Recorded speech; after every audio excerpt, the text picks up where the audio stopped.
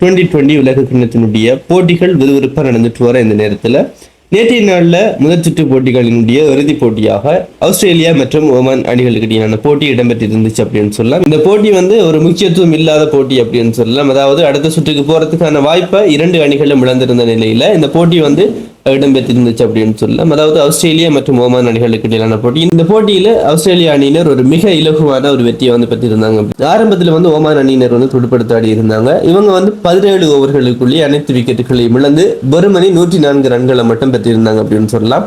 அதனை தொடர்ந்து துடுப்படுத்தாடுவதற்காக வந்திருந்தாங்க ஆஸ்திரேலியா வீரர்கள். இவங்க வெறுமனே ஒரு விக்கெட்டை மாத்திரம் இழந்து 10வது ஓவர்லயே இந்த வெற்றியை பெற்றுக் கொண்டிருந்தாங்க. இந்த போட்டியோட சேர்த்து முதல் சுற்று போட்டிகள், அதாவது 40 போட்டிகளும் நிறைவடைந்திருக்கு அப்படின்னு சொல்லலாம். இன்றைய நாள்ல இருந்து, அதாவது பிப்ரவரி 21ஆம் தேதியான இன்றைய நாள்ல இருந்து சூப்பர் 8க்கான போட்டிகள் ஆரம்பமாகின்றன அப்படின்னு சொல்லலாம். இன்றைய நாள்ல குரூப் 2வது குரூப்பை சேர்ந்த, அதாவது நியூசிலாந்து மற்றும் பாகிஸ்தான் அணிகளுக்கு இடையிலான போட்டி இன்றைக்கு ஸ்டார்ட் ஆகுது அப்படின்னு சொல்லலாம். இனி இடம்பெற போற போட்டிகள் எல்லாமே விறுவிறுப்புக்கு பஞ்சம் இல்லாத போட்டிகளா இருக்கும் அப்படின்றதுல சந்தேகமே இல்லை. இனி இடம்பெற போற ஒவ்வொரு போட்டிகள்லையும் எல்லா அணிகளும் வெற்றியை பெறணும் அப்படின்ற நோக்கத்துக்காகத்தான் விளையாடுவாங்க. என்னன்னு சொன்னா, 2 குரூப்லையும், குரூப் 1 சரி, குரூப் 2லையும் சரி, 4 அணிகள் இருக்குது.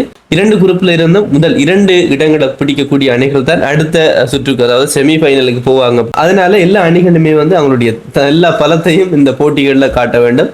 ஓகே, ஒவ்வொரு அணிகளுக்கு 3 போட்டிகள் இருக்கு அப்படின்னு சொல்லலாம்.